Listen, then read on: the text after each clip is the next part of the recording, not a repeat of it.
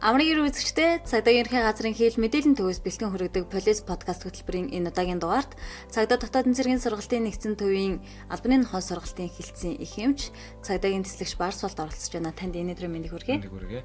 За баярлалаа. Тэгэхээр хоёулаа цагдаа дотоодын цэргийн байгууллагын үйл ажиллагаанд албаны нохой хэрэглэж байгаа талаар иргэдтэй мэдээлэл өгвөл. Албаны нохойг хэдэн оноос эхэлж ашиглаж эхэлсэн одоо хичнээн үйлдвэрийн хэдэн төрлийн нохой манай үйл ажиллагаанд ашиглагдаж байгаа вэ? Цагдаагийн байгууллага 1944 оны дотоод явдлын яамны сайтын 14-р тушаалаар эрэлт нохой групп нэртэйгээр анх бол үйл ажиллагаанд албаны нохойг ашиглаж эхэлсэн баг. Одоогийн байдлаар 78 дахь жилдээ албаны нохойг сургаж ашиглаад явж байна. Албаны нохой үйлдвэрээсээ шалтгаалаад өөр чиглэлээр үүрэг гүйцэтгэж байгаа шүү дээ, тий. Энэ талаар та ярил. За манай албаны нохой сургалтын хэлтс үндсэндээ эрэл мөрдлөг харт аймаг сэтгс нөлөөт бодис болон тесрэг дэлбэрэх бацаал чиглэлрүүлэх харуул хамгаалалт гэсэн үндсэн дөрвөн чиглэлээр бол нохойг үйлдвэрээр нь төрөлжүүлэн сургаж албанд ашигладаг байгаа. За өнөөдрийн байдлаар манай хэлтэс 7 үйлдвэрийн нохойг бол эцэндээ ашиглаж байгаа. Германч нохой буюу герман овчарк, бэлэг малинос буюу бэлэг малино, мөн дорнод европын овчарк, лабрадор ретривер, мөн спрингер спаниел, кавказ овчарк, ротвейлер гэсэн эдгээр үйлдвэрийн нохтуудыг бол төлхөө ашиглаж байгаа. Албаны нохой нөхөн хангалтыг хэрхэн хийж байгаа вэ? Бид яагаад дотоод албаны нохой нөхөн хангалтыг хийдэг вэ? Хийх ямар учир шалтгаан байдаг вэ гэхээр ерөөдөө дэлхийн нийтэд бол нохойг үзэсгэлэнгийн болон ажлын гэсэн хоёр чиглэлээр бол хөгжүүлж, үржүүлж ашигладаг байгаа. За тэгээд манай улсад бол ерөнхийдөө үржлийн газрууд нохойг ихэвчлэн үзэсгэлэнгийн чиглэлээр үржүүлж ашигладаг. За тэгээд бид нэр сургалтанд бэлтгэх албаны нохойгоо худалдан авахд бол бас өндөр өртөгтэйгээр худалдан авах ийм асуудлууд тулгардаг. Тэгэхээр бид нар бол 16 оноос хойш үржлийн хэсэгтэй болж дотооддоо шинжлэх ухааны үндэслэлтэйгээр албаны нохойг үржүүлж ингэж ашиглаж ирж байгаа. Албаны нохой арчилгаа маллагын талаар та ярил.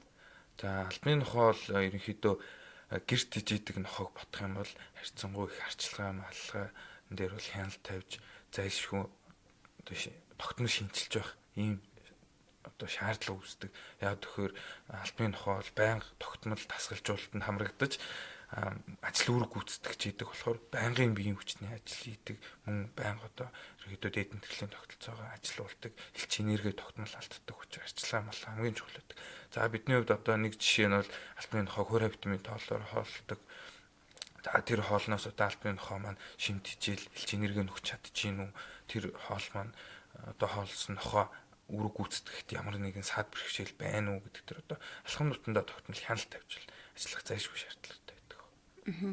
Нэг албаны нохой хичнээн жил үүрэг гүйцэтгэдэг вэ? Үүрэг гүйцэтгсэний дараа нь тэтгэврт гаргана гэдэг шүү дээ. Хэдэн жил ажилласан бэ? За цагдаагийн ерхий газрын даргын 210 дугаар тоо тушаалаар батлагдсан албаны нохой ашиглах бэлтгэх хамгаалах журам гэж байдаг. Энэхүү журамд бол албаны нохойг 8 нас хүртэл нь ашиглахад ерөнхийдөө болно гэж 8 нас хүртэл ашиглана гэж зааж өгсөн байдаг. Тэгэхээр бид нэр энэ журмынхаа дагуу албаны нохойг 8 нас хүртэл ашигладаг. Яагаад 8 нас хүртэл ашигладаг вэ гэхээр ерөнхийдөө нохой маань маш олон жил ингээд үүрэг гүйцэтгэхэд ерөнхийдөө маш хурдан хөгшөрдөг, стрессээс шалтгаалаад хөгшрөх иймэрхүү шалтгаанууд мөн сургалтын үед саадлаа авах, гэмтэх, бүр цаашлаад эндэгч тохиолдлууд байдаг. Тэгээ ийм учраас ерөнхийдөө 8 нас хүртэл ашиглахад бол тохиромжтой гэж үздэг. За тэгээ 8 нас хүрээд ерөнхийдөө тэтгэврт сууж байгаа нохойг тухайн нохойг хөтэлдэг, сургадаг, хариуцсан албаагчдаа ерөнхийдөө үргэлжлүүлээд цаашаа тэр нохойгоо тижээгээд арчлаад ингээд явах боломж нөхцөлөөр нь хангаж өгдөг. Албаны нохой сургалтын хэлцээс албаны нохой бэлэн байдлыг хэрхэн хангаж ажиллаж байна вэ? Ямар сургалт, дадлага, эмчилгээ, сувилгаа хийж байна? За албаны нохой бэлэн байдлыг хангаж ажиллана гэдэг маань ерөнхийдөө тухайн нохой үүрэг гүйцэтгэхэд л бэлэн байх бүх боломж нөхцөлөөр хангаж ажиллахыг л ерөнхийдөө хэлээд байгаа. За тэгээд бид албаны нохой бэлэн байдлыг үндсэндээ хоёр том зорилтод ажлын хүрээнд бол хангаж ажилладаг. Энэ бол албаны нохой эрүүл мэндийг хамгаалах, за мөн албаны нохой арчилгааг маллага, тэжээлийг эрүүл ахуйг хангах гэсэн ийм хоёр үндсэн чиглэлээр бол ажилладаг байна. За албаны нохой эрүүл мэндийг хамгаалах ажилд маань бол үндсэндээ 60% нь өрдсөн сэргийлэх ажил арга хэмжээ байдаг. Албаны нухтыг халдвар төвчнөөс өөрчлөсөн сэргийлэх дархлаажуулах ажлыг зохион байгуулах, шимэгдэх хүчинтэй тэмцэх, за мөн албаны нухаг тогтмол эрүүл мэндийн үзлэгт хамруулж одоо өвчний шинж тэмдэг илэрсэн тохиолдолд ялгарлан оншилж, эмчилж идэвхжүүлэх, сувилах гэх мэтлэн маш олон ажил арга хэмжээг одоо төлөвлөж хэрэгжүүлсэний үндсэн дээр албаны нухаан бэлэн байдал бол хангагддаг байна. Албаны нухаа өдөрт хэдэн цагийн үүрэг гүйцэтгэдэг вэ? За улсын хэмжээнд авч үзэх юм бол Улаанбаатарын хэмжээнд 3-4 бол нохоон албаны нохоо маань албаны нохоо хөтлөгчдөг амжиж бүрэн бүрэлдэхүүн 24 цагаар үүрэг гүйцэтгээд явж байгаа. Тэгээ 17 аймагт бол нохоон хөтлөгч манад ажилладаг байна. Албаны нохоог гүлэг байхаас нь эхэлж үйл ажиллагаанд ашиглаж эхэлдэг байх, сургалт дадлага эзэмшүүлдэг байх. Энэ талаар та ярил. За манай үржлийн хэсэгт одоо ингээ бойдсон гүлэг нохтыг бол 6 сар хүртэл ерөөдөө бойжуулаад за тэгээд одоо хувь нохооныхоо гүлэгнийхөө темпераментыг ерөөдөө шалгадаг. Ажлын идэвхтэй нохоо байна уу? Ажлын идэвхгүй байна уу? Ерөөдөө одоо гадна дотны ямар нэгэн саатал байна уу гэдгийг бол шалгаж үзсний үндсэн дээр одоо ерөөдөө ахын шатны сургалтанд хамруулаад 6 сартаас нь явдаг. Албаны нохоо, тижээр нохоо хоёрын ялгааг та энд дурдвал? За албаны нохоо ерөөдөө гэрийн нохоог бодох юм бол маш их стресстэй байдаг. Яагаад гэвэл байнга одоо ингээд тогтмол ажил хийдэг, сургалтанд хамрагддаг.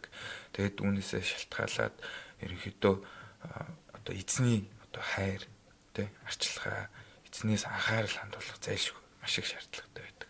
За мөн одоо нэг жишээ дурдах юм бол одоо гэрт ижээдэг одоо ингээд ингийн нохоог бодох юм бол албанд ажилладаг ажлын нохоо бол 800-аас 1000 төгрөгийн үнэрийг ялгах чадвартай байдаг. Гэрийн нохой бол 500 төгрөгийг бол үнэрийг ялгах ийм чадвартай байдаг. Их мэтчлэн одоо ерөнхийдөө маш олон ялгартай талууд бол бас байдаг.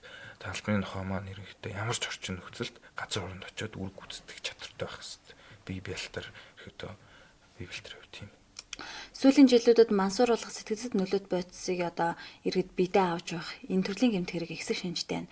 Энэ үед ямар төрлийн ямар үйлдвэрийн нохойг цагдаагийн байгууллага үйл ажиллагаанд төлөхөө ашиглаж байна вэ? За энэ асуудал дээр бол ерөнхийдөө одоо нохооны үйлдвэрийнх нь онцлогоос шалтгаалаад бид бүхэнд лаборатори төрлийн үйлдвэрийн нохойг бол төлөхөө ашиглаж байгаа. Яа тэгэхээр энэ одоо хардан сэтгэсэн нөлөөтөд цолж илрүүлэх чиглэлээр сургахад хамгийн тохиромжтой нохой. Темперамент нохооны темперамент үйлдвэрийн онцлогоос шалтгаалаад. Тэсэж дэлбэрэх бодис ачаа тийшэнд үүслэх хэвээр ямар төрлийн нохойг нь илүү ашигладаг юм бол?